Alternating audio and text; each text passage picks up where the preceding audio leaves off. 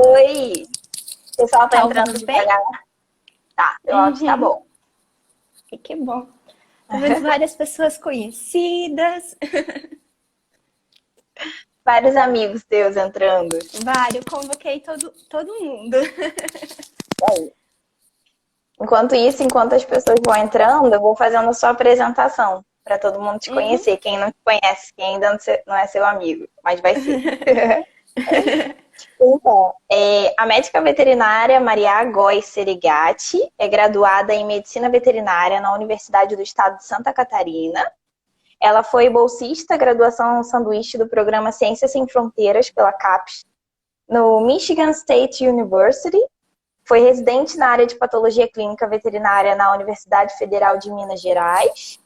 Atualmente, ela é aluna de pós-graduação, mestrado, no programa de ciência animal na Universidade Federal de Minas Gerais. Primeiramente, a gente queria desejar boas-vindas e obrigado por ter aceitado o nosso convite de estar fazendo essa live com um tema que é super importante na clínica dentro da medicina veterinária.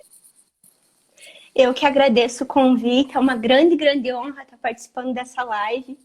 Eu já vi tanta gente que eu admiro muito falando aqui e hoje é minha vez, né? Então eu estou extremamente honrada. Eu queria parabenizar a iniciativa de vocês, que eu acho que um dos principais pilares da patologia clínica é essa comunicação do patologista clínico com os demais patologistas clínicos e com os demais profissionais da área da veterinária. Então, parabéns pela iniciativa de vocês. Acho que disseminar conhecimento é maravilhoso. E eu estou aqui à disposição sempre que vocês precisarem, tá bom? Perfeito. Hoje a gente vai falar de um tema que é sempre dúvida para muitas pessoas, tanto para as indicações da coleta, né, desse material, quanto do processamento. Mas antes da gente iniciar isso, tem muita gente que ainda está na graduação, a gente podia começar falando sobre a definição do que é o líquido cefalorraquidiano, né? Uhum. Então, o líquido cefalorraquidiano, ou líquor, ou fluido cefalorraquidiano, ele é um ultrafiltrado do sangue, que de forma bem básica, ele tem função de amortecer e proteger o sistema nervoso central, tá? Ele vai ficar localizado num espaço que a gente chama que é espaço subaracnoide. Lembrando que o sistema nervoso, ele é basicamente revestido por três camadas. A gente tem a dura mater, que fica em contato com a calota craniana. Aí a gente tem a subaracnoide, que é a região onde o líquor está localizado, e a pia mater, que é a camada que fica em contato com o parênquima do sistema nervoso. Então, lembrando, o líquor vai estar nessa região, que é a subaracnoide, que recebe esse nome porque ela realiza invaginações. Aí, quando a gente vê uma imagem dessa membrana, a gente lembra de teias de aranha. Entendi. E quais são as funções desse líquido? Ele está ali meio para lubrificar, né? Isso, eu tenho três principais funções, de forma geral, que são a proteção, a nutrição e a homeostasia. Eu gosto muito de hemostasia, então tem que cuidar para não confundir aqui. Então, esse líquido é diferente. Então, esse líquido é responsável por amortecer as vibrações, porque o sistema nervoso, ele é muito sensível. Então, adaptativamente, a gente teve vários mecanismos para garantir uma melhor proteção. Então, o líquor é uma dessas formas. Ele fornece um amortecimento de qualquer vibração, de qualquer choque que venha ao encontro do sistema nervoso, tá? Lembrando que a gente tem o cérebro em contato direto com a calota craniana. Então, se a gente não tivesse esse amortecimento, a gente ia sofrer esse impacto direto no encéfalo, por exemplo. A gente também tem uma função muito importante que é de proteção biológica. Lembrar que no líquor a gente vai ter anticorpos, a gente tem as células da defesa, os leucócitos, e a gente tem produção local de anticorpos. E lembrar que tudo isso está revestido pela barreira hematoencefálica, que é uma barreira extremamente seletiva. Então, não é qualquer substância, qualquer molécula que vai ter contato com o sistema nervoso central. E essa seletividade da barreira hematoencefálica, ela é muito relacionada ao tamanho da molécula. Então, lembrar que molécula que é pequena, ela vai conseguir passar melhor. Então, nisso a gente tem as proteínas de baixo peso molecular, a gente tem a glicose, alguns íons. Então, isso é muito importante também, essa barreira seletiva de proteção. A gente também tem outra função muito importante, que é a regulação da pressão intracraniana. Então, o volume Opa, agora foi. A gente tem o crânio e ele é uma estrutura rígida. Então, a gente tem que ter mecanismos adaptativos caso eu tenha um edema, caso eu tenha um hematoma, uma neoplasia. Então, o líquor trabalha nessa regulação junto com o sangue, determinando a complacência, diminuindo um pouquinho o volume para manter essa pressão intracraniana de forma mais constante possível, tá? E além disso, a gente tem a regulação do equilíbrio hídrico, eletrolítico e ácido básico. Perfeito, entendi. Falando ainda um pouco sobre essa questão do líquor, as pessoas não entendem tanto a cinética desse fluido dentro do sistema nervoso central. Eu acho que seria importante a gente falar um pouquinho sobre isso. Então, vamos falar. Seu pedido é uma ordem. Então, como eu já falei, o líquor ele é um ultrafiltrado do plasma sanguíneo, né? Então, o processo de formação do líquor ele é muito parecido com o processo de formação do ultrafiltrado que dá origem à urina, né? Então, o líquor, ele novamente, ele é um fluido orgânico que ele tem baixíssima concentração de proteínas e de células. E a produção é muito semelhante à produção inicial ativa do filtrado glomerular, tá? A gente tem algumas moléculas que passam de forma ativa, que são os eletrólitos, mas basicamente as pequenas proteínas, a glicose, elas vão ser passadas ao líquor de forma passiva, tá? E lembrando que essa produção ocorre principalmente no encéfalo, nos ventrículos laterais, terceiro e quarto ventrículo. Então, essa produção do líquor vai ocorrendo e isso é muito importante porque o líquido ele vai ter uma direção crânio-caudal. Então, eu tenho a produção no encéfalo e isso vai direcionando, vai criando uma pressão que vai distribuindo para o resto do sistema nervoso central, tá? Tem uma pequena parte do líquor que é produzida pelas células ependimárias, que são células que vão revestir as meninges, e uma porção muito pequena pelos capilares que estão próximos aos vasos sanguíneos, aos nervos cranianos, tá? Mas isso é uma porção muito pequena. Em 2016, teve um trabalho muito interessante que eles sugerem que a produção de líquor ocorre por todo o sistema nervoso central, por diferenças de pressão osmótica e hidráulica. Então, todas as células ependimárias, então essas células que revestem as meninges, elas teriam essa capacidade de produção. Mas o que é muito importante ressaltar aqui é essa produção, principalmente no encéfalo, e mais ainda, essa produção crânio-caudal, que depois vai trazer algumas informações bem relevantes para a gente, tá? Então, o líquor ele vai ser produzido dentro do encéfalo. Um cão ele produz mais ou menos meio ml por minuto de líquor. Então, é uma produção e uma reabsorção constante. O gato é quase 0,2 ml. Então, durante a coleta não precisa ter medo, porque rapidamente esse volume ele é reposto. A vampira da Pato Clínica atacando aqui. Mas isso é muito importante para a gente ter noção que, por exemplo, um cachorro de 5 quilos, eu vou poder coletar até 1 ml de líquor, tá? Ter atenção a isso que rapidinho ele já vai recuperar, tá? Perfeito. O pessoal tá falando, pessoal, que a sua imagem tá meio ruim. Você tá perto do roteador ou não? Tô perto. Deixa eu ver se eu consigo. Eu vou mudar aqui. Beleza. O áudio tá perfeito, mas a imagem tá demorando. Errinhos técnicos, pessoal, já voltamos. Ai. E agora? Acho que agora tá bom. Agora tá dando para te ver melhor. Ai, que bom. Então tá. Então, lembrando que agora esse fluxo... Sim, né, pessoal?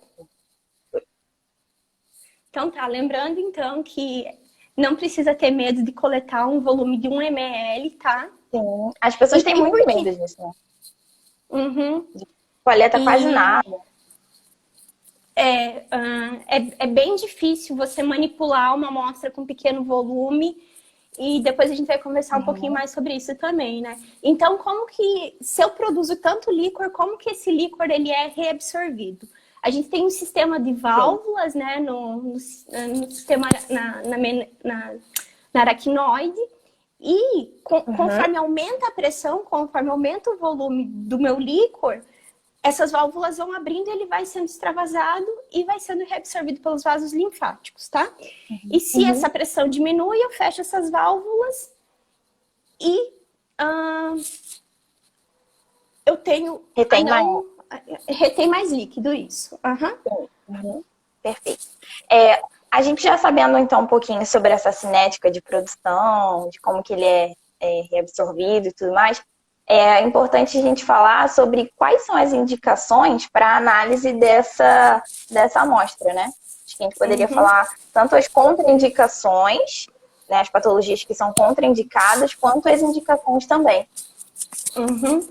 Então, eu acho que isso vale para qualquer exame.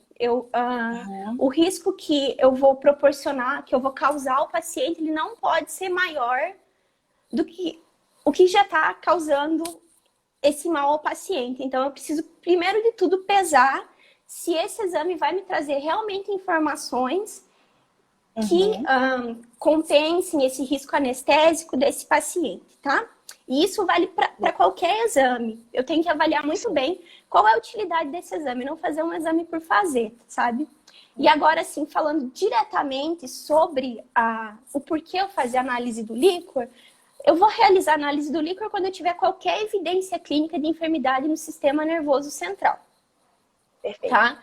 Então, e lembrando que vai ser um método complementar, um método diagnóstico. Eu preciso saber o histórico clínico desse paciente, os sinais clínicos, os dados clínico-epidemiológicos, clínico-patológicos, os exames de imagens e os outros meios diagnósticos, para que, juntando tudo isso, a gente tenha uma figura geral do que está afetando esse paciente. E é relativamente um exame fácil de você coletar, né? Não é um exame caro para ser feito. E, em geral, ele vai fornecer informações muito relevantes. Então, existem várias vantagens, tá? Entretanto, existem algumas situações que é contraindicado a realização do exame do líquor. Esse paciente ele vai ter que estar anestesiado. Você vai estar mexendo muito próximo ao sistema nervoso central. Então, se esse paciente mexer, você pode estar levando a um dano maior ainda do que ele já está sofrendo. Então, se o meu paciente tem um risco anestésico que não compensa eu realizar esse exame, não seria legal realizar esse exame. Se esse paciente tem aumento da pressão intracraniana, existe na literatura que você pode levar a herniação, por exemplo, do sistema nervoso central durante a coleta de líquor. Isso é bem controverso, porque você pode parar e perguntar para mim, tá?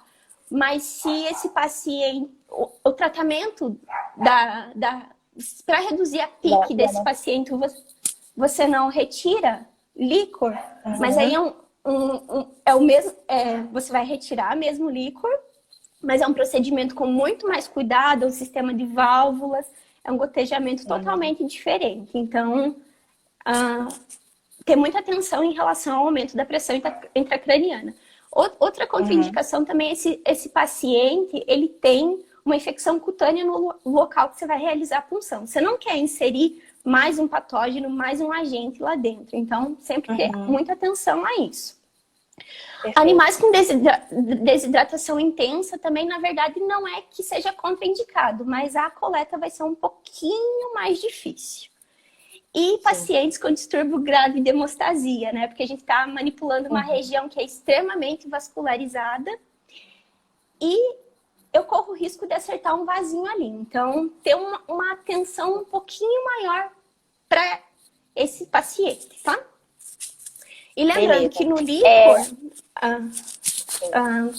eu vou ter...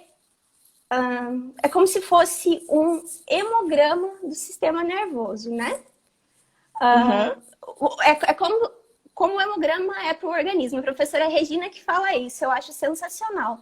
Porque o hemograma ele vai me identificar a natureza desse processo. Se eu tenho uma condição inflamatória, ele não vai dizer se esse paciente, o hemograma, né? Se esse paciente tem uma peritonite, se esse paciente tem uma piometra. Eu tenho um panorama geral que esse paciente ele tem uma condição inflamatória, né? E o mesmo se aplica para o líquor. Eu vou conseguir determinar a natureza dessa lesão. Aí a gente entra no dinamite, no vitamina D, se essa lesão é neoplásica, inflamatória, infecciosa e as várias causas. E outra coisa muito importante também falar que um exame de líquor sem alterações, ele tem a sua validade diagnóstica. Baseado nesses resultados, você pode investigar mais suspeitas clínicas que vão condizer com aqueles achados. Então, isso é muito importante, porque às vezes você recebe uma ligação do clínico, do neurologista, tá, mas esse exame não serviu de nada. Não, você pode direcionar a sua investigação para patologias que tenham aquela apresentação, aqueles achados do líquor, tá? E aí eu posso avaliar também a minha intervenção terapêutica, se esse processo está evoluindo ou não. Então, é um exame de muita valia. Perfeito. Falando então sobre o exame especificamente, porque o exame não é feito só daquela etapa de chegou no laboratório e foi realizado, né? A gente sabe que o líquor recebe muitas interferências no pré, e aí eu queria que você falasse um pouquinho então sobre a coleta e o armazenamento ideal desse tipo de amostra. Isso é uma fase muito importante, porque a fase pré-analítica, ela corresponde a 70% dos erros em resultados laboratoriais. E a fase pré-analítica, ela vai do momento que seu paciente saiu de casa até o momento que a amostra é entregue no laboratório, tá? E o líquor, ele sofre uma influência enorme da fase pré-analítica. Então, é muito importante ter atenção à coleta, ao envio da amostra, tá? Então, a coleta ela vai ser realizada na cisterna cérebro-medular, ou no espaço atlanto-occipital, ou na região lombosacra, né? Na região entre L5 e L6. Lembrar que o líquor ele tem esse fluxo que ele é crânio-caudal, e isso é importante porque, por exemplo, se eu tenho uma lesão em região torácica, eu vou coletar na região lombar, que a chance de eu encontrar as alterações devido a esse fluxo crânio-caudal é maior, tá? Por isso que é tão importante o fluxo do líquor, tá? Como que eu realizo essa coleta? Eu não tenho experiência em coleta de líquor. Eu sei que existem algumas escolas que realizam, que é o patologista clínico quem realiza a coleta. Aqui na UFMG eu tive a honra de trabalhar com o Pablo, que é um excelente neurologista, então ele chegava com o tubinho de líquor já rindo, sabe? Então, eu não tenho muita experiência na coleta. Mas o que se recomenda na literatura é que a coleta seja feita com uma agulha especial, preferencialmente com o mandril. Por quê? Para evitar que essa agulha entupa. Porque você vai passar pele, vai passar músculo, principalmente na região lombar. Eu tenho uma musculatura bem mais evidente que, por exemplo, na região atlanto-occipital. Então, o mandril é importante por conta disso. Eu vou colher essa amostra em frascos com nenhum aditivo, frascos estéreis, né? É aquele frasco de tampa branca. Isso, e é muito importante. Às vezes o laboratório pode fornecer também o frasco para você. Você pode coletar num Eppendorf, desde que esse material esteja estéreo, tá? Existem, por exemplo, o Coe Tyler, ele fala que se a amostra for processada depois de 1 hora da coleta, ele recomenda a utilização do EDTA. Só que isso é muito complicado, porque se você não respeitar a proporção de EDTA para o volume de amostra, você pode causar tumefação, lise celular. Então, e o EDTA também altera para você avaliar a proteína. Então, é importante saber que isso está na literatura, mas ter ciência de quais alterações que eu posso ter, tá?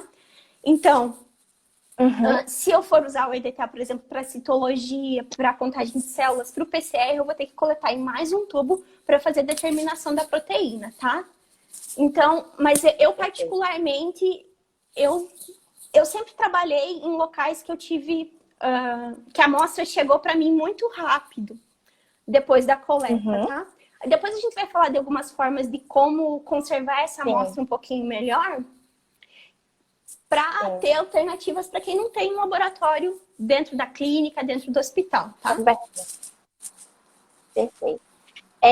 A avaliação do líquor, ela sofre algumas etapas, certo? Igual o exame de urina, parecido com o exame de urina, de efusões. Aí você poderia falar para quem ainda não tem muita familiaridade com a questão dessas etapas? Claro. Outra coisa que eu esqueci de comentar, Amanda, é que eu tenho que ter alguns cuidados, né, com essa minha amostra, tá? Eu preciso que esse paciente esteja anestesiado, que tenha sido feita uma tricotomia, uma antisepsia antes da coleta, tá? Esse paciente tem que estar posicionado de forma adequada. E essa amostra que eu estava falando antes, de chegar rápido ao laboratório, é aquela amostra que a gente chama de STAT. Chegou essa amostra, você para tudo que você está fazendo e você vai processar ela, que é uma amostra muito sensível, né? Gritou líquor, todo mundo sai assim. E é muito importante falar também em relação à coleta que se contaminou por sangue, que vai ser uma coisa que a gente vai conversar também, isso não indica inabilidade de quem está colhendo. A gente está manipulando uma região que é extremamente vascularizada, que muitas vezes o paciente tem o pescoço curtinho, é difícil. Então, se vier sangue, isso não significa que quem coletou é ruim. Mas a gente está trabalhando com numa região que é muito delicada, tá? Então, agora falando um pouquinho do processamento, eu vou voltar um pouquinho na coleta também. Então, o processamento... Vamos falar um pouquinho mais da coleta e daí depois eu já entro no processamento. Então, a coleta eu vou fazer preferencialmente em 3 tubos. A coleta, você vai encontrar a lesão, você vai palpar as asas do atlas e a tuberosidade do occipital e vai formar um triângulo ali. Aí você vai vir com o seu dedo de caldo cranialmente e você vai achar um buraquinho ali. É difícil a gente explicar sem imagens e você vai sentir isso. É nessa região que você insere a agulha. Aí você vai sentir a resistência da pele, você sente a resistência do osso e quando você passa a dura mater, você sente um crack também. E o líquor, aí você vai tirar o mandril da agulha, né? E esse líquor, ele vai vir por gotejamento. Você não vai aspirar essa amostra, tá? E aí, essa amostra vai vir por gotejamento, tá? Eu posso coletar mais ou menos 1 ml a cada 5 quilos. E eu vou... o primeiro tubo, eu vou gotejar mais ou menos ali uns 0,3 ml. E por que é importante você coletar em 3 tubos? Porque quando você inseriu a agulha, você causou um dano vascular ali. Então, você vai coletando seriado para, teoricamente, diminuir a contaminação dessa amostra, tá? Então, o primeiro tubo se recomenda que seja feita avaliação sorológica. O segundo tubo para avaliação microbiológica. E por que isso? Porque se eu tenho um pouquinho de sangue ali, não tem problema. Isso não vai interferir na minha pesquisa do agente, não vai alterar se eu tenho ou não o DNA naquela amostra. E o terceiro tubo, teoricamente, é o tubo que representa melhor essa amostra do líquor, que tem menor interferência da contaminação por sangue, tá? Agora, vamos voltando para a avaliação do líquor lá. Então, a gente vai receber esses 3 tubos. E a avaliação, como você já falou, é muito semelhante à dos líquidos cavitários, por exemplo. Vão ser divididos nas etapas que você comentou, que são a química, a física e a citológica, tá? Então, no exame físico, a gente vai avaliar a cor, o aspecto, a densidade e a coagulação da amostra, tá? Isso pode variar de escola para escola. E as informações do exame físico, elas vão ser complementares a alguns achados que a gente vai ter, tá? Então, a cor do líquor. Normalmente, eu tenho uma amostra que ela é incolor. Lembrando, a gente está falando do ultrafiltrado do plasma. Aquele paciente que a coleta foi legal, que não tem nenhuma alteração, a gente vê um soro que é praticamente incolor, né? E o líquor realmente é isso. Ele tem cor nenhuma. Ele é um ultrafiltrado. Então, ele tem bem menos componentes, bem menos concentração de componentes se eu for comparar, por exemplo, ao soro. E eu vou ter uma cor alterada, eu posso ter uma cor avermelhada, acastanhada, que para o líquor a gente chama de xantocromia, que é essa alteração de coloração que normalmente está ligada à hemorragia prévia. Ou seja, eu tive degradação de hemoglobina, eu tive hemólise. Aí, para o líquor, eu tenho essa denominação específica, que é a xantocromia, tá? E é legal também que esse pico de alteração de cor, se eu tive uma hemorragia prévia, pode levar até um dia para aparecer na minha amostra. Então, às vezes o paciente sofreu um trauma, alguma coisa, ter isso em mente, tá? E isso pode levar até uma semana para a cor voltar incolor, tá? Aí, em relação ao aspecto, é límpido, a gente vai fazer esse exame tentando ler, colocando o líquor num tubinho e tentando ler. De preferência, alguma coisa com a letra bem pequenininha. Sim. E a gente vai avaliar a turbidez. Normalmente, é uma amostra que é límpida e vai estar alterado se tiver qualquer indício de turbidez. E lembrar que quem causa turbidez são substâncias, são estruturas que estão em suspensão. Então, é muito importante eu lembrar das células, dos micro-organismos.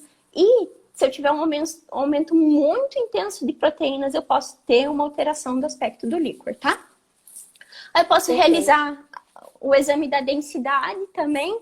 Normalmente vai ser de 1,003 a 1,007. E se ela estiver alterada, eu tenho que ter algumas condições em mente. Por exemplo, se esse paciente está em hiperglicemia, se esse paciente tem uma hiperglicorraquia, que é o aumento da glicose na amostra, eu posso ter uma alteração da densidade. Mesma coisa que na urina. Então, eu preciso ter essas interferências em mente, tá? E por fim, no exame físico, a coagulação. Normalmente, essa amostra não coagula. Mas existe na literatura comentando que há possibilidade de coagulação se houver a presença de fibrinogênio ou qualquer fator que seja induzido principalmente por processos inflamatórios e infecciosos. Alguma dúvida por enquanto aqui no exame físico? Só perguntaram mesmo da quantidade, mas eu acho que o pessoal já respondeu. Vai ser a amostra do terceiro tubo e a quantidade é 1 ml a cada 5 quilos do animal, certo? Isso. E o volume de amostra que você vai enviar para o laboratório é muito... Você tem que conversar com o laboratório mesmo. Agora, período de quarentena, a gente vai conversar com todo mundo, né? Mas é muito importante isso, porque dependendo... Se o laboratório, por exemplo, não tem uma citocentrífuga, ou dependendo do aparelho, do analisador bioquímico que ele tem, eu tenho um volume mínimo de amostra, tá? Mas aí a gente vai falar um pouquinho mais depois. E agora falando um pouquinho sobre o exame químico, né? Que é constituído pelo pH, a concentração das proteínas, a concentração da glicose e eu posso avaliar algumas enzimas, tá? Perfeito. Então, o pH, normalmente é o pH. E como que eu vou fazer esse exame químico, tá? O pH, normalmente, eu vou ter um pH alcalino. E eu consigo fazer isso na fitinha de urina. Só que não é muito legal, porque, por exemplo, a fitinha de urina vai de 7, é um quadradinho, aí no outro quadradinho já é 7,5. Se eu tenho 7,2, vai estar a mesma cor que 7,4. E isso em pH é uma diferença muito grande. Aí uma sugestão que tem é ter essas fitinhas de pH, que ainda você está trabalhando com método semi-quantitativo, mas esse é um teste um pouquinho mais sensível, tá? Você vai ter uma precisão um pouquinho maior, mas lembrando, eu ainda estou trabalhando com método semi-quantitativo, tá? E aí, a proteína. A proteína é muito importante na interpretação do líquor, tá? E dependendo do local da coleta, eu vou ter diferentes concentrações de proteína. Por isso é tão importante que quando você envia a sua amostra para o laboratório, você indique de onde foi feita a coleta. Por exemplo, para a cisterna magna, eu posso ter uma concentração de proteína de 20 miligramas por decilitro até 30 miligramas por decilitro. Enquanto na lombar, eu posso ter até 45 miligramas por decilitro. Para equinos, essa faixa pode ser de 20 a 80 miligramas, tá? É importante ressaltar também que a gente está falando de uma quantidade muito baixa de proteína, a gente está falando de miligramas por decilitro, né? E que só eu vou falar um pouquinho antes da composição dessas proteínas e a gente entra na metodologia mesmo dela, tá? Então, a maioria dessas proteínas é composta pela albumina, quase 90% dessa proteína é albumina. e o restante são gama-globulinas, tá? E isso é muito legal que a maioria dessas proteínas, dessas gama-globulinas, elas são produzidas extra-sistema nervoso e como são moléculas pequenininhas, conseguem atravessar a barreira hematoencefálica. O legal é que, se eu não me engano, é 80% que é produzido fora. O legal é que esses 20% eu posso usar como marcador de lesão, de algum distúrbio no sistema nervoso. Eu posso utilizar dessa informação a meu favor, como um método diagnóstico a mais também. Agora, voltando à proteína, né? Então, eu vou fazer a análise em aparelho bioquímico. Eu não vou fazer essa análise em fita de urina, tá? Porque a fita de urina, por exemplo, é um método também semi-quantitativo, volta ao que eu falei do pH. Ela tem uma boa sensibilidade para detectar a albumina, né? Mas uma cruz de proteína na fita pode ser algo que vai de 30 miligramas por decilitro de proteína até 100. Então, eu incluo o normal e eu vou até 3 vezes o normal. Então, é muito importante que eu faça isso de forma no aparelho bioquímico com testes específicos, tá? Eu vou utilizar um teste que tem uma sensibilidade maior para detectar essa proteína, porque eu estou falando em miligramas por decilitro, tá?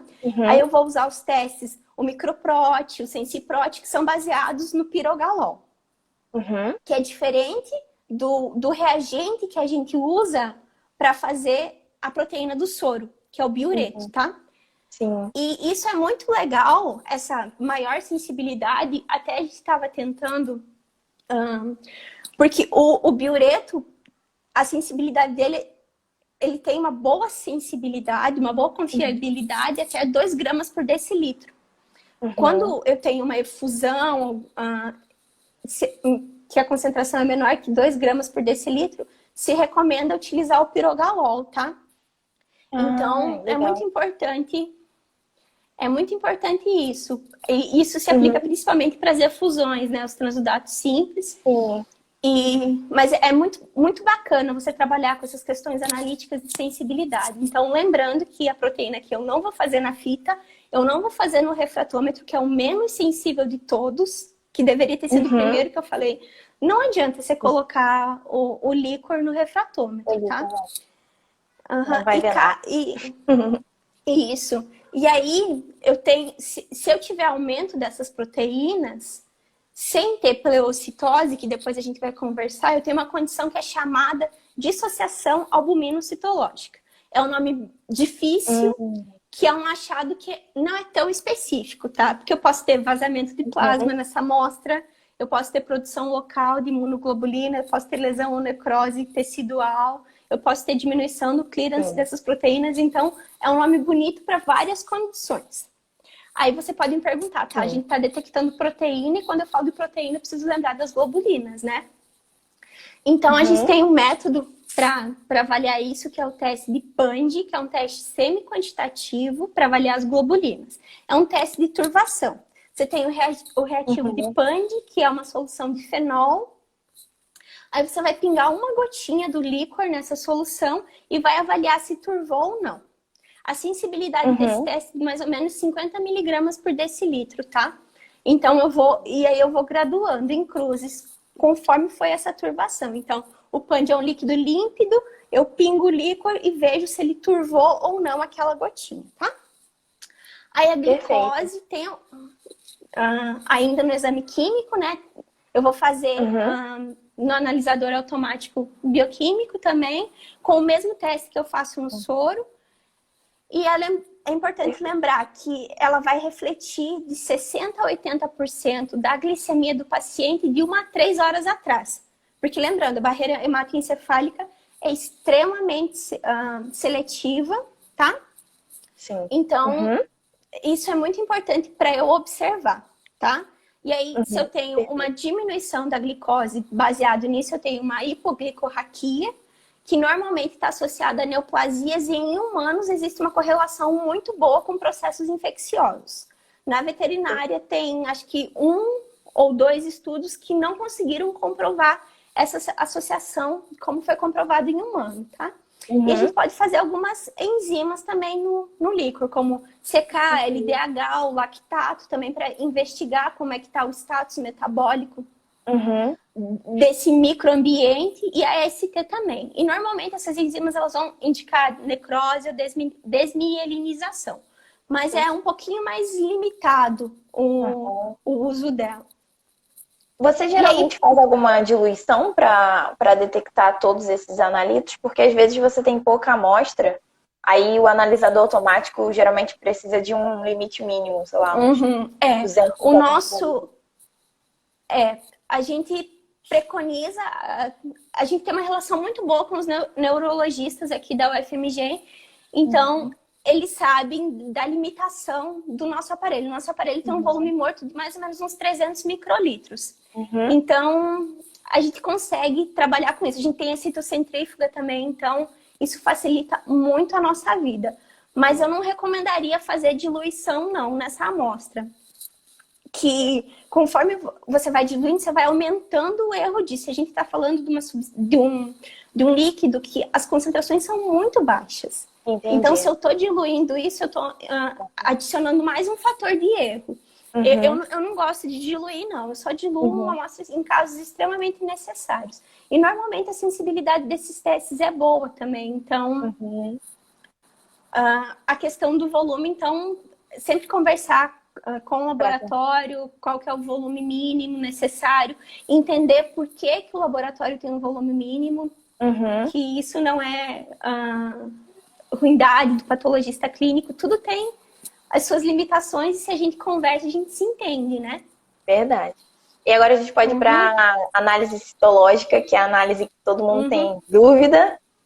E a gente, olha só, a gente tem aqui, por exemplo, na Rural, a gente usava uma citocentrífuga que não era nossa, então a gente parou de fazer essa análise com medo de estragar o equipamento e depois ter que pagar o equipamento que não era nosso. E aí, há pouco tempo que a gente ficou sabendo sobre essa questão que eu acho que você vai falar mais pra frente, quando pode cuidar. Então, a gente não fazia tanta citologia de líquor, e eu acho isso muito legal, eu gosto de citologia, então vamos falar um pouquinho sobre isso. Vamos, então. A imagem melhorou muito. A imagem ficou super boa agora. E aqui pra mim tá tudo ótimo.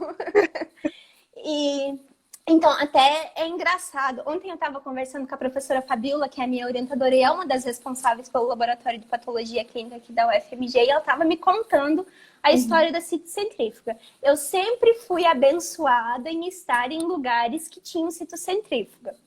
Então, quando eu estava em Lages, a gente recebeu a citocentrífuga ainda, acho que quando eu estava lá. Eu não lembro se foi a citocentrífuga ou foi uma outra centrífuga, mas eu sempre fui abençoada de ter a citocentrífuga comigo. E eu falo que é um dos meus instrumentos favoritos do laboratório. Se eu pudesse, eu colocava tudo na citocentrífuga.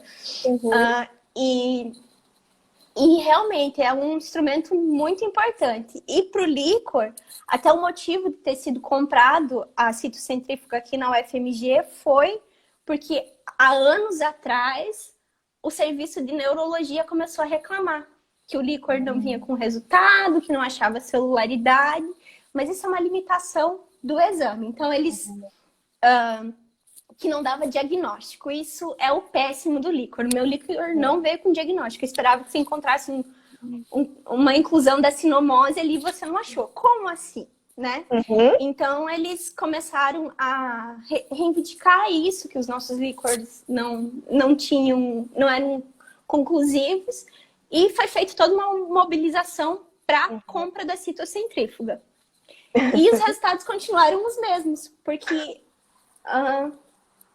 realmente isso, é uma amostra muito delicada, mas é um instrumento sensacional, né? Então, vamos lá. Só que antes de usar a citocentrífuga, eu preciso usar um outro instrumento sensacional do laboratório, que é a câmara de Neubauer, né? Sim, verdade. Que nem todo mundo gosta, né? Então, para o líquor, eu sempre vou fazer a contagem em câmara de Neubauer, porque eu estou trabalhando com uma amostra que tem uma celularidade muito baixa. Então, os analisadores automáticos mais cabulosos do mundo, eles não conseguem ter a sensibilidade para detectar essa quantidade de célula. Quando eu estava nos Estados Unidos, a contagem era feita em câmara de Neubauer também. Então, não é um método tupiniquim, nada. É um método sensacional, tá? Então, eu vou usar amostra de líquor não diluída, que eu tenho uma celularidade muito baixa. E como essa celularidade é muito baixa, eu tenho que aumentar a minha amostragem. Então, eu vou contar nos 9 quadrantes da câmara, tá? Perfeito. E aí eu vou contar as hemácias e as células nucleadas. E aí, a partir disso, eu tenho a concentração das hemácias e das células nucleadas. Normalmente, eu vou ter raras hemácias e varia muito da literatura. Tem literatura que cita até 5 células nucleadas por microlitro como normal. E tem locais que falam até 8 células por microlitro como normal, tá? Então, e se eu tiver um aumento dessas células nucleadas, eu tenho uma condição que é chamada de pleiocitose. Então, a pleiocitose é o aumento das células nucleadas no líquor. Sim. E eu posso graduar isso. Se eu tiver até 50 células nucleadas por microlitro, eu tenho uma pleiocitose discreta. Se eu tiver de 50 a 200, eu vou ter uma pleiocitose moderada. E se eu tiver mais que 200 células, eu tenho uma pleiocitose intensa. E lembrando, até agora a gente só falou de concentração de célula. A gente não falou de tipo celular, nada, tá? Porque o tipo celular eu vou ver na lâmina, na nossa amada citologia, né? E é muito importante ressaltar que o tipo da pleiocitose, ela vai ser indicativa. Indicativa não, mas ela vai me dar indícios da natureza dessa lesão. E como que eu faço para classificar essa pleiocitose? Vai ser de acordo com o predomínio das células que eu vou ver depois na lâmina, que a gente vai conversar, que eu até tentei montar um aparato aqui que não é citocentrífuga para mostrar, tá?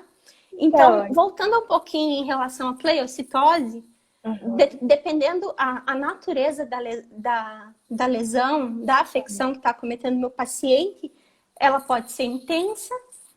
E normalmente eu tenho uma pleiocitose, por exemplo, intensa em condições bacterianas.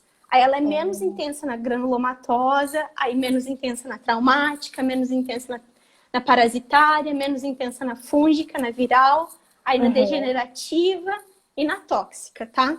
Então, mas lembrando que a gente tá falando de biologia e eu posso ter isso, que é muito mais legal. Então, lembrar o porquê que essa graduação da pleiocitose é importante, tá? Então, agora vamos para o preparo da lâmina, né? Então,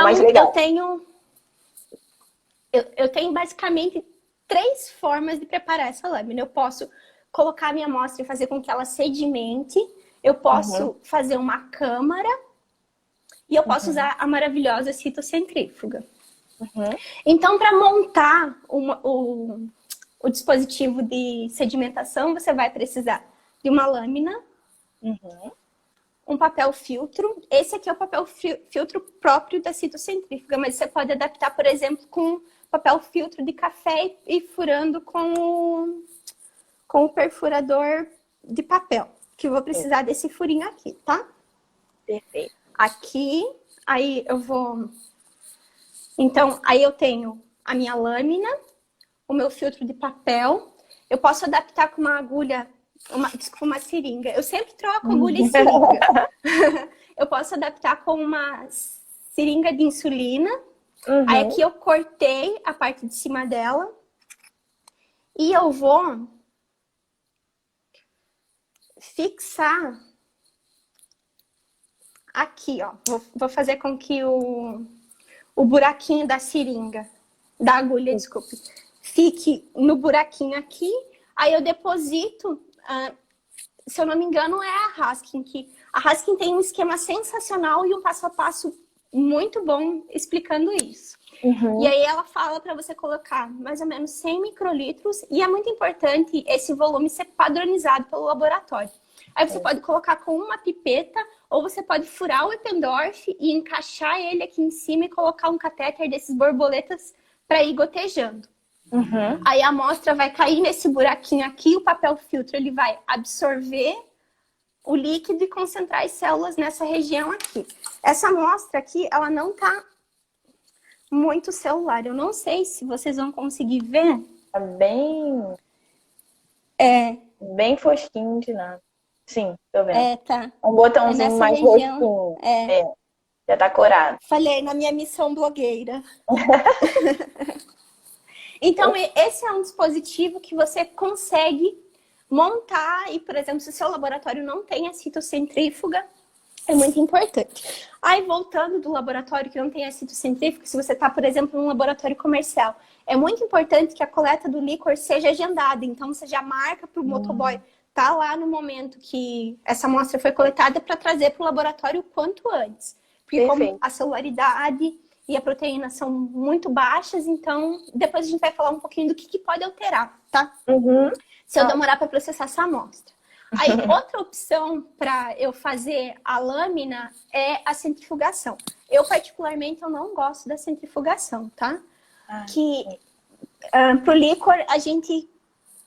Toda célula é muito importante. Estão perguntando, espera quanto tempo até sedimentar Aí, desculpa, 1 hora. 1 hora, perfeito. Aí, desmonta todo esse aparato, vê se a lâmina tá seca e cora com o seu corante de preferência, tá? Perfeito. Mas e em relação ao volume, é muito importante que seja padronizado para o seu laboratório também, porque às vezes eu coloco 100 microlitros, você coloca 200, aí quando eu olho a sua lâmina, meu Deus, tem o dobro de células. Aí me assusta. Aí eu coloco em xeque a concentração que eu vejo que foi contado na Neubauer, sabe? Então é muito importante que a equipe do laboratório tenha um POP muito bem, um procedimento operacional padrão muito bem estabelecido, tá? Sim, então, voltando à centrifugação, que eu tentei fugir, que eu não gosto dela. Falou que não, mas... você não gosta, tá fugindo. Lembrei de coisas lá de trás. Mas a centrifugação é uma alternativa que a gente tem, tá? E você vai colocar essa amostra no Eppendorf ou num tubo. E lembrando, quanto maior o volume que você colocar, mais você vai conseguir concentrar. Você vai centrifugar essa amostra e isso é muito, muito importante. No líquor a gente tem pouca célula, então toda célula ela vai ser importante na contagem diferencial. Então eu preciso avaliar a morfologia dessa célula da melhor forma possível, tá? Agatha, tá, eu não tô vendo os comentários aqui. Se alguém for alguma coisa, alguma dúvida for surgindo, você... Eu tô com várias perguntas aqui que eu vou deixando pro final. Segue sua linha, que aí depois a gente vai perguntando, tá? Tá. Então, voltando, você vai centrifugar um volume padrão do seu laboratório, por exemplo, 200 microlitros. Você vai descartar esse sobrenadante. Você pode usar, por exemplo, esse sobrenadante para fazer a avaliação bioquímica. E você vai concentrar no menor volume possível e daí, nesse volume, você vai fazer a sua lâmina. Eu tenho uma dificuldade imensa em avaliar a morfologia celular de amostra que foi concentrada. Isso vale para líquor, para efusão, nessa forma. Então, tudo que eu podia colocar nesse centrífugo, eu colocava. Mas lembrando da utilização de soro, do soro do animal, ou outro soro para você fazer aquela concentração proteica ali em amostras de baixa celularidade, né? Você já ouviu falar disso? Isso, já. Depois eu vou comentar também, mas é muito legal a utilização do soro autólogo, que é o soro do próprio animal. Sim. Porque além de garantir que essas células elas vão aderir melhor à lâmina, eu conservo melhor as células, tá? Mas daí depois a gente fala um pouquinho mais sobre isso. E aí, por fim, a nossa amada citocentrífuga. É um dispositivo maravilhoso.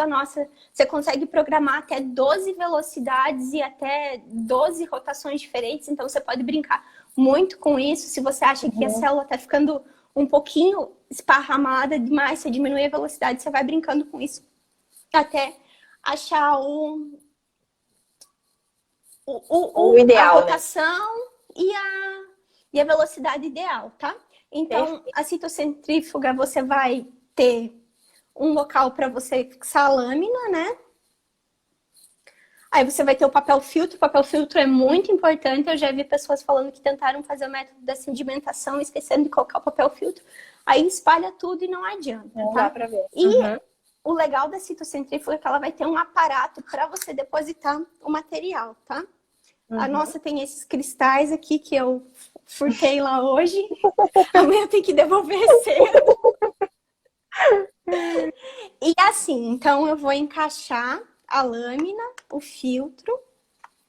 E importante, eu vou colocar esses pocinhos aqui para cima, ela vai ficar assim.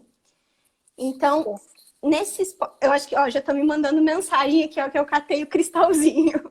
E aí eu vou colocar o meu volume de amostra, né? Padrão também. Então, se eu coloco 50 microlitros, essa aqui tem 2 pocinhos, então eu consigo fazer 2 concentrações, tá? Legal. Aí eu coloco a amostra nesse pocinho aqui, a força centrífuga vai jogar as células e o líquido para fora, o líquido vai ser absorvido pelo papel filtro, né? Aqui.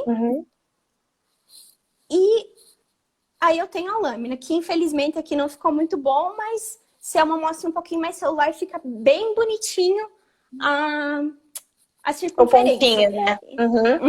E hoje eu vi um trabalho muito legal de um pessoal da Itália, que eles fizeram uma citocentrífuga caseira com desses negócios de escorrer salada que gira. Depois eu mando para vocês, muito legal. Então eles montaram uma citocentrífuga com desses lavador de salada. Eu achei sensacional. Perguntaram aqui se pode corar com guinça ou panótipo. Acho que pode corar com qualquer um, né? Vai de preferência. Vai de preferência. Vai dar preferência. Por exemplo, aqui na UFMG a gente usa o panótico. Quando eu estava nos Estados Unidos, eles usam muito o Wright Guinça. Então, eles falam que as nossas lâminas são todas azuis demais. E a gente acha as dele rosa demais. Rosa demais, é verdade. É muito da preferência mesmo, tá? Perfeito. Então, E agora... Tinha perguntado antes se você usa algum reativo para a montagem do líquor na câmara de Neubauer. Não, né? Não, eu não diluo em nada. A não ser que essa amostra esteja muito, muito, muito, muito contaminada com sangue. Perfeito. Mas não, lembrando que a concentração de células é muito pequenininha, qualquer coisa que eu diluir, qualquer volume a mais que eu colocar ali vai complicar mais a minha vida e eu tô inserindo mais um fator de erro, né? Porque eu tô diluindo. E aí agora falar sobre mais a questão da avaliação citológica, né? Depois da formação do botão C. Então, uma das principais alterações que a gente encontra, né, no exame do líquor, ainda falando da coleta e do processamento, é a contaminação iatrogênica, né? Por sangue, desculpa. Então, como que eu vou diferenciar essa contaminação por sangue de uma hemorragia que esse paciente já teve? Lembra quando eu falei lá atrás no exame físico que era importante a coloração e a turbidez, mas eu tinha outros achados muito mais importantes? Então, para eu diferenciar a contaminação de uma hemorragia a contaminação, uma hemorragia recente, de uma hemorragia que já está ali um tempo maior, 2 dias, eu associo alguns achados. Por exemplo, se eu centrifugo essa amostra chega para mim, depois da centrifugação, um sobrenadante claro. Se forma aquele botãozinho de hemácia. Isso também vale para avaliação das efusões cavitárias também. Se eu encontro as nossas amadas plaquetas também nessa amostra. E se durante a coleta, essa amostra foi ficando mais clara conforme eu trocava os tubos. Então, eu posso estar de frente com uma situação de hemorragia que está acontecendo agora ou uma contaminação por sangue mesmo da coleta. Já se eu já tenho uma hemorragia um pouquinho mais antiga, mais de 2 dias, esse sobrenadante ele vai estar xantocrômico, então a importância de associar todas as informações que a gente tem no laudo. Então ele pode estar avermelhado, amarelado. E na citologia eu vou encontrar alguns achados muito importantes. Eu posso achar posso encontrar esses achados. Eu nem 100% das vezes eu vou achar, né? Então eu posso ter eritrofagocitose, que vão ser os macrófagos fagocitando as hemácias. Eu posso ter hemociderina, que são resquícios de ferro. nesses macrófagos. Eu posso ter os cristais de hematoidina também, que é a bilirrubina degradada. E quando eu tenho essa hemorragia pré-existente, durante a coleta, os meus 3 tubos vão estar vermelhos, tá? E aí, você pode me perguntar, tá, e o efeito dessa contaminação por sangue no líquor, né? Isso é uma dúvida bem comum. Como que isso afeta? Então, se eu tenho um estudo, se eu não me engano, é de 2008 aqui. Depois, se vocês quiserem, eu faço todos esses trabalhos. Então, nesse estudo, eles falam que se a contagem de hemácias ela é menor que 15.000, eu não tenho alterações da concentração de proteínas e de leucócitos, tá? Se essa contagem de hemácias ela é maior que 15.000, eu posso ter uma interferência na concentração de proteína e leucócitos. Mas o que é muito, muito, muito importante é eu saber qual que é a relação de hemácia e leucócito desse paciente. Então, é muito importante que eu tenha um hemograma desse paciente, que eu consiga estabelecer, esse paciente tem uma relação de 1 leucócito para 100 hemácias. O meu líquor está com 1 leucócito para cada 50 hemácias. E aí? Né? Então, é uma informação muito importante que me ajuda a diferenciar também da hemorragia por contaminação da pleiocitose, por exemplo, tá? E tem indicação para nova colheita caso a concentração de hemácia seja maior que 3.000 por microlitro, tá? Perfeito. Mas nessas situações é muito complicado porque é um exame que é um procedimento caro para o proprietário, apesar de não ser um exame que é muito caro para ser feito no laboratório, mas tem toda a anestesia, tem avaliação pré-anestésica. Então, eu sinceramente, se uma amostra chega com mais de 3.000 hemácias, eu tento fazer o melhor que eu posso nessa amostra, né? A gente está em quase 1 hora. Isso, é isso que eu ia falar. Eu acho que a gente pode sair, pode voltar para ficar até mais tranquila em relação a isso. Então, gente, a gente vai sair e já volta. Continuando, então, a parte de citologia e depois a gente vai passar para as perguntas. Tem muita pergunta. O pessoal tá mandando muita pergunta. Vamos lá. Ai, que ótimo. Vamos continuar. Então, tá. Então, os principais achados do exame citológico. Então, acho que a primeira célula que a gente preocupa em achar no exame citológico vai ser o neutrófilo, né? A gente já falou um pouquinho da hemácia, da hemorragia, de quais achados eu vou ter se eu tiver uma hemorragia pré-existente. Então, agora vamos falar um pouquinho das células nucleadas, tá? Então, os neutrófilos, lembrar que aquele mesmo panorama do hemograma, o neutrófilo associa a infecção, inflamação, particularmente de bactéria, de fungo, protozoário, parasita, é tudo, né? É importante ressaltar que os processos imunomediados, a hemorragia pode levar a uma pleiocitose neutrofílica, pós-trauma, e é legal ressaltar aqui que se esse paciente, por exemplo, passou por uma mielografia, o contraste pode ser um fator irritante. Então, eu posso encontrar uma pleiocitose nesses pacientes até de 24 a 48 horas depois que eu realizei esse exame com contraste, tá? E muito importante que a gente relaciona, por exemplo, a vírus aos linfócitos, né? Então, para o líquor, eu vou associar uma pleiocitose linfocítica nos casos de vírus. Mas atenção para a PIF, né? Que ela é a exceção das encefalites virais, que ela vai ter um predomínio de neutrófilos e é bem evidente essa pleiocitose, tá? Então, a PIF é uma exceçãozinha aqui. Agora, aí falando dos mononucleares, lembrando que normalmente no líquor a população normal são os macrófagos não ativados, os linfócitos, mas lembrando, até 5, até 8 células por milímetro cúbico ou por microlitro. Então, se eu tenho um aumento disso e eu tenho um predomínio, aí eu acho que eu não comentei também. Para eu classificar uma pleiocitose, eu tenho que ter no mínimo 70% de um tipo celular para dizer, essa pleiocitose, ela é uma pleiocitose neutrofílica, linfocítica. Então, esses processos, assim, se eu tiver 50% de um tipo celular e os restantes distribuídos, eu chamo de pleiocitose mista, tá? Então, Perfeito. as pleocitoses mononucleares eu vou encontrar também, novamente, em processos infecciosos, o clássico é encefalite viral. E Uhum, nessas condições, eu tenho uma pleocitose mais discreta, se for comparar com a bacteriana. Aí eu, uhum, conversando com uma das pessoas que eu admiro demais, que é o professor Cláudio, ou Tucano, ele comentou que quando ele fez... Eu não tenho experiência com líquor em sinomose, eu nunca consegui uhum. achar e o corpúsculo de inclusão. E ele comentou Sim. que quando ele fazia residência, em algumas dessas situações ele pegou casos que a celularidade era um pouquinho mais elevada em casos de sinomose. Então, lembrando que a Uhum, gente não está falando de matemática, né? Então, sim. a gente tem a sinomose, tem a raiva, a herpes viral, febre catarral, que são condições virais e muito importantes que refletem no sistema nervoso. Aí a gente pode encontrar Perfeito. também outras infecções como a erliquiose, neosporose, toxoplasmose. Uhum. Uma condição É, bem... E aí, lembrando perguntaram que sobre parasitas.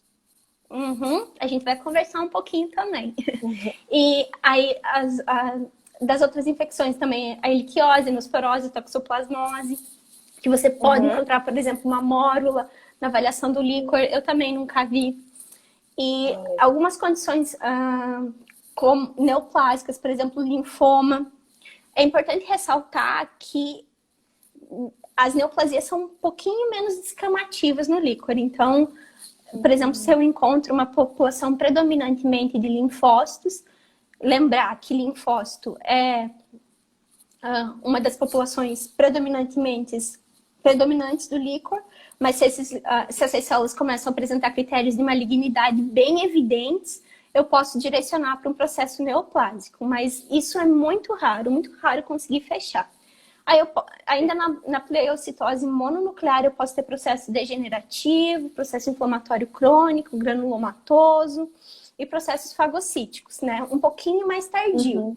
que é o caso da hemorragia mais crônica. E aí, então, além dessa pleocitose mononuclear, eu posso encontrar eritrofagocitose, cristais hematoidina, eu posso encontrar a hemociderina, tá?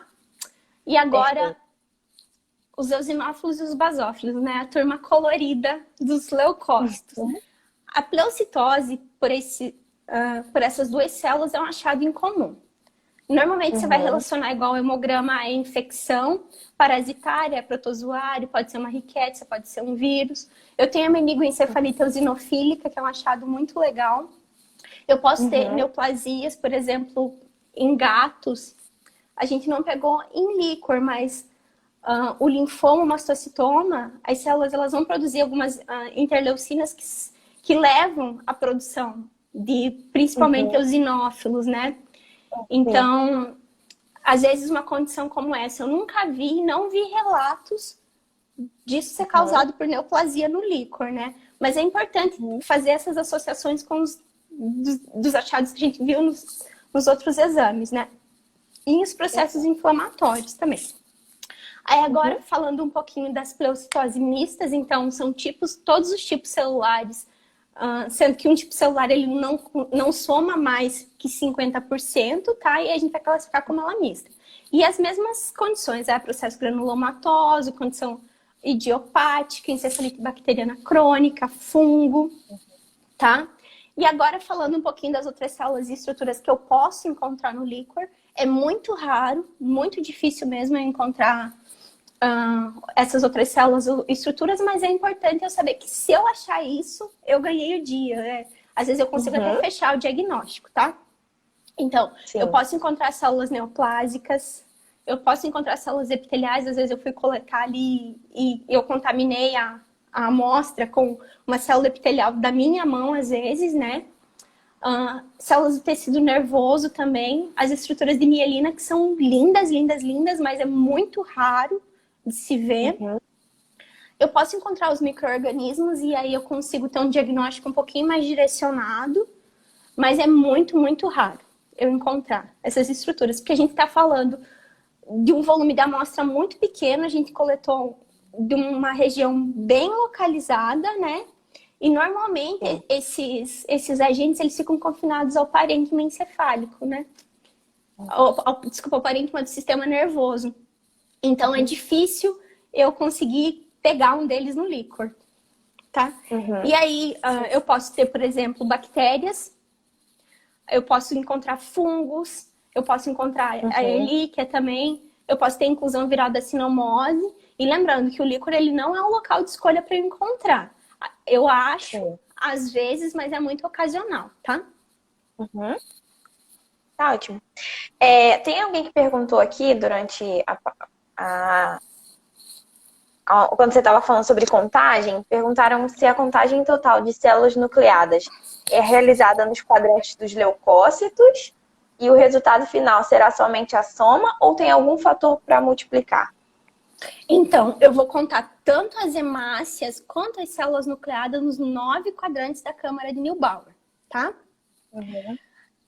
E como eu usei o volume certinho, 10 microlitros de amostra, eu tenho a altura da câmara, que é 0,1 milímetro.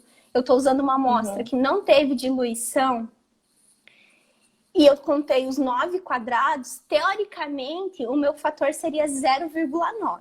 Só que a gente está falando do método impreciso. Eu estou contando, é uma amostra que está... todas as limitações da câmara de Neubauer. A gente sabe que tem algumas limitações, tem algumas fontes de erro. Então, teoricamente, eu multiplicaria a soma dos leucócitos, das células nucleadas que eu achei nesses 9 quadrantes, eu multiplicaria por 0,9. Só que a gente acaba arredondando para 1 porque tem esse 10% de erro da câmara de Neubauer ou hemocitômetro. Então, eu não diluo e o meu fator vai ser 1. E eu vou contar tudo. Então, se eu contei 16 células nucleadas, eu vou ter 16 células nucleadas por microlitro daquela amostra. Perfeito. Vamos começar então pelas perguntas. As 2 primeiras perguntas você já respondeu. Que uma falava sobre o local de armazenamento dessa amostra e as indicações, você já falou. Então vamos pular para a terceira pergunta. Até quanto tempo esse tipo de amostra fica viável para análise? E se eu posso congelar caso eu queira realizar uma análise sorológica ou molecular posteriormente? Isso depende muito da análise que você está fazendo. Então, eu vou aproveitar para falar de todas, né? Então, para análise citológica, o quanto antes, melhor.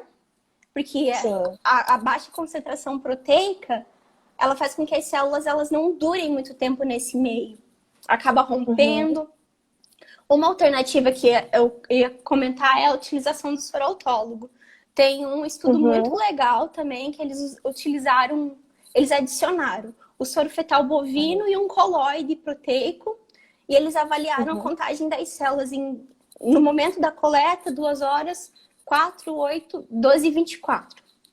E eles perceberam que as células mononucleares, elas degradam mais facilmente que as polimorfonucleares. E o que isso implica? Que além da concentração diminuir, se eu demorar para processar essa amostra, a proporção dessas células também altera, tá? Entendi. E quando a amostra tem uma concentração proteica um pouquinho maior, a gente está falando por enquanto só da celularidade, né? Amostras com concentração proteica um pouquinho maior, elas vão fornecer para você um pouquinho mais de tempo para você processar, tá? Então, e é muito importante, porque se eu quero avaliar a citologia de uma amostra, eu não estou fugindo da pergunta, mas são pontos muito importantes que a gente precisa frisar. Eu não posso congelar essa amostra, tá? Então, se eu congelo uma amostra, eu rompo todas as células, tá? Sim. E agora, voltando à pergunta, depende muito da análise que eu vou fazer. Então, para análise citológica, eu tenho essas limitações. Eu posso, a minha ex-chefe está mandando mensagem aqui. Eu posso utilizar, por exemplo, o soro autólogo para preservar, tá? E para preservar as proporções celulares. Isso em relação à citologia, como a gente já comentou. Já para análise citológica ou molecular é muito amplo isso, porque cada agente, o teste vai depender. Então, por exemplo, algumas bactérias você pode fazer a extração delas no momento e congelar essa amostra por anos e depois você ainda vai conseguir isolar o agente. O vírus ele é um pouquinho mais sensível ao congelamento, tá? Então, E eu posso ter diferença de estabilidade dentro de organismos do mesmo gênero. Então, isso é muito relativo. Então, é muito complicado. Então, tenha uma boa relação com o seu laboratório. Uhum.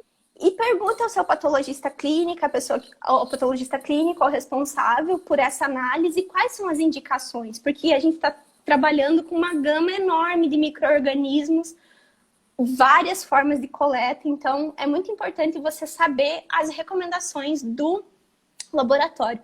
E ainda em relação ao armazenamento dessa amostra, o controle de qualidade durante a coleta tem que ser gigantesco. Porque, por exemplo, se eu quero... Não é muito comum enviar essa amostra para análise microbiológica. Mas se eu quero enviar essa amostra para uma análise microbiológica, eu preciso ter a coleta, a transferência da amostra para o tubo da forma mais asséptica possível, porque eu não quero que um contaminante do ambiente esteja no resultado lá da minha cultura, tá? Então, isso é muito importante. São formas de armazenamento, são dicas de armazenamento, estabilidade da amostra, que são muito importantes para quem é clínico, para quem é estudante, tá? Aí outra coisa em relação ao PCR, que um resultado negativo, ele não vai excluir definitivamente a presença do patógeno, tá? E eu posso ter reação cruzada e ter um resultado positivo devido a uma contaminação, tá? Então, ter muito cuidado com esse tipo de resultado, conversar mesmo, interpretar junto com o patologista clínico esse tipo de informação. Perfeito. Qual é a forma indicada para realizar a concentração celular na ausência da citocentrífuga? Aí alguém perguntou aí sobre a utilização do soro. Então, pode explicar sobre essa questão do soro? Então, se eu não tenho a citocentrífuga, eu posso concentrar com a sedimentação, eu posso centrifugar, como eu falei, e eu posso centrifugar e sedimentar, né? Então, eu vou montar o meu aparato aqui com o papel filtro. Às vezes a pessoa pegou a live nesse momento aqui, o meu gato pegou a minha agulha de insulina, mas enfim, a minha seringa, eu vou encaixar uma seringa de insulina aqui, depositar o material e vou concentrar esse material aqui, tá? Ou eu vou centrifugar essa amostra com o soro, ou vou centrifugar essa amostra, resgatar o sobrenadante e fazer a lâmina. Eu posso adicionar um soro autólogo, que ele vai aumentar a aderência das células e a conservação delas, tá? Só que é muito importante, se eu tô acrescentando soro, eu não posso confiar na concentração de proteínas dessa amostra que eu acrescentei o soro. Então, isso é muito importante e realmente faz muita diferença a adição do soro, principalmente das amostras que eu vi para fixação da amostra. Eu não gosto do esfregaço linear, porque é pouquíssima célula. Então, mesmo que você concentre com o esfregaço linear nessa amostra, eu acho que não concentra de forma suficiente para o líquor. Para as efusões, ajuda, mas para o líquor, eu recomendaria esse dispositivo aqui e, em últimos casos, a centrifugação, tá? Tá ótimo. Perguntaram aqui sobre por que muda essas concentrações de proteína dos lugares onde se coletou a amostra. Eu acredito que seja em relação à permeabilidade e à produção local. Eu preciso pesquisar, mas eu acredito que pode ser em relação a isso. Perfeito. Perguntaram aqui sobre a mensuração de alguns componentes bioquímicos no líquido deve ser obrigatoriamente ser realizada em pareado com as mensurações plasmáticas? Sim e não. Né? Por exemplo, a proteína. A proteína do líquor eu avalio ela sozinha, eu não avalio interpretando se esse animal tem uma hipoproteinemia ou não. A glicose é interessante eu realizar essa avaliação pareada para eu saber se, em relação à glicemia daquele paciente, ele tem ou não uma hipoglicorraquia, por exemplo. Então, de momento, eu consigo pensar na glicose como sendo interessante para fazer pareada. Aí, é claro, tem anticorpos, tem outras análises que a gente pode fazer pareado, mas no exame do líquor aqui que a gente está conversando, eu consigo pensar na glicose. Você consegue pensar em mais alguma coisa?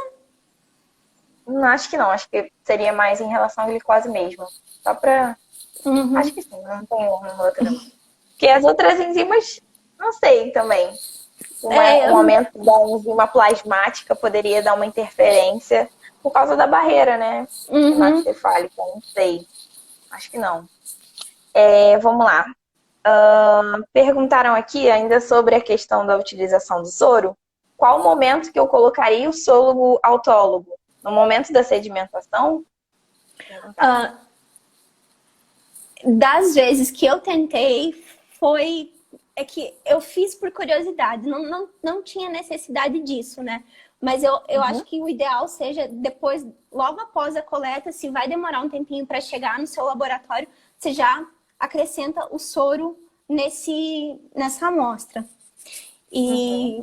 Mas eu fiz por curiosidade mesmo, tá? Então eu acrescento soro para preservar isso. Então, pensando dessa forma, a partir do momento que eu coletei, eu já acrescento soro, envio para o laboratório conforme as orientações do laboratório de transporte e armazenamento dessa amostra. E aí eu processo ela normal. E lembrando que se eu acrescento soro, eu preciso de um líquor puro sem soro para determinar a proteína. Beleza. A utilização de tranquilizantes e sedativos utilizado na contenção pode interferir no resultado da sua análise? Eu acredito que não, até porque todo paciente que se coleta o líquor, ele está anestesiado, né? Está sedado e anestesiado. Então, os valores de referência que a gente tem são baseados em estudos que esses pacientes estavam sedados e tranquilizados. E não é que nem no sangue, por exemplo, que eu posso ter alteração de volume celular, com o uso de alguns tranquilizantes. Entendi. Alguém falou aqui se você já utilizou aquela forma de concentrar a amostra num tubo capilar, como se estivesse fazendo um capilar sanguíneo, para pesquisa de hemoparasitas. Para o líquor, não, porque a concentração celular é muito pequenininha, então você não vai conseguir fazer uma capa. E eu, particularmente, eu não sou muito fã da capa leucocitária. Eu prefiro rodar a lâmina toda, mas isso é uma coisa minha. Eu sei que eu gasto um tempo muito maior varrendo a lâmina inteira do que fazer a capa, mas para o líquor eu não recomendaria isso. Para uma pesquisa de hemoparasitas, por exemplo, em sangue periférico, aí já fiz. Perfeito. Como saber se a quantidade de proteínas é oriunda de contaminação? Então, eu vou ter que associar isso aos meus achados citológicos. Porque se essa proteína é oriunda do sangue, aí eu vou usar aqueles critérios que eu citei anteriormente para diferenciar uma contaminação por sangue de uma hemorragia pré-existente. Essa seria a forma que eu utilizaria para diferenciar esse aumento de proteína. Perfeito. Eu vou para a última pergunta, porque todas as outras perguntas que você já respondeu, se eu posso utilizar eletroforese de proteínas e em quais casos isso seria indicado? Um limitante que a gente tem para eletroforese é que eu preciso de um volume um pouquinho maior de amostra, né? Mas eu acredito que nos próximos anos vai ser, a minha orientadora aqui com o olhinho brilhando agora, que vai ser uma coisa que a gente vai aprofundar bastante na veterinária, que a gente vai aprender muito sobre isso. Então, por exemplo, para o líquor, eu tenho uma suspeita de uma gamopatia, eu quero verificar se essa gamopatia ela é uma gamopatia monoclonal ou policlonal. Numa situação infecciosa, por exemplo, eu vou ter uma gamopatia policlonal. Já, por exemplo, se eu tenho uma neoplasia, pensando aqui mais para o mieloma múltiplo, né? Eu não sei se isso tem alteração no líquor, né? Mas eu posso pesquisar isso. Então, eu acredito que no futuro a gente vai aprender muito, muito, muito sobre eletroforese. Mas a técnica é bem complicada E a gente tem batido bastante a cabeça aqui. Eu lembro quando eu estava nos Estados Unidos também, eles batiam bastante a cabeça. E é uma técnica muito legal, porque você consegue determinar a proporção das proteínas e é muito, muito legal mesmo. A gente precisa melhorar a técnica, né? Verdade. Perguntaram se dá para utilizar a câmara de Fuchs-Rosenthal, nem sei se é assim que fala, no lugar da de Neubauer. Eu não conheço essa câmara, mas se ela é uma câmara que é usada para você fazer diluições e fazer contagens, por exemplo, de células ou outras estruturas, se você sabe fazer, se você tem o fator certinho, a experiência que eu tenho é com a câmara de Neubauer. Até a Haskin, ela comenta de uma câmara de 10 quadrantes, eu não sei o nome dessa câmara. Então, existem várias câmaras de contagem, né? Então, vai variando. Uma tem 9 quadradinhos, outra tem 10. Mas essa de Fuchs-Rosenthal eu não conheço. Tá ótimo. Perguntaram... Ah, não, já respondeu já, essa parte. Você faz o soro antes da centrifugação, né? Antes... Tá, beleza. Maria, queria te agradecer muito por essa live maravilhosa. Foi incrível, tirou várias dúvidas de muitas pessoas, tivemos muitas perguntas. Se a gente não conseguiu responder tudo aqui, gente, podem mandar o inbox, a gente encaminha para ela, ela responde, ou podem contactar ela através da rede social. E é isso, a gente aprendeu bastante. Ai, que bom, eu também aprendi bastante estudando para essa live. E mandem dúvidas, eu tenho bastante tempo livre agora, então... A gente está aí para aprender. Se precisar, pode contar comigo. E parabéns de novo pela iniciativa de vocês. Que isso. Foi ótimo, Mariana. Nem precisou ficar nervosa. Foi incrível. Tchau, gente. Tchau. Para quem quiser a questão do certificado, os nossos palestrantes não, que eles são VIPs, a gente que manda para eles. Mas se você quer o certificado, no nosso perfil tem um destaque escrito certificados. Eu gravei vários vídeos explicando o passo a passo. Então, entrem lá antes de tomar qualquer iniciativa ou mandar uma mensagem inbox. Vejam lá que a gente está explicando certinho e depois obtenham o certificado dessa live e das próximas lives que ainda vão por vir. Beijão, gente. Até a próxima. Tchau. Tchauzinho. Tchau.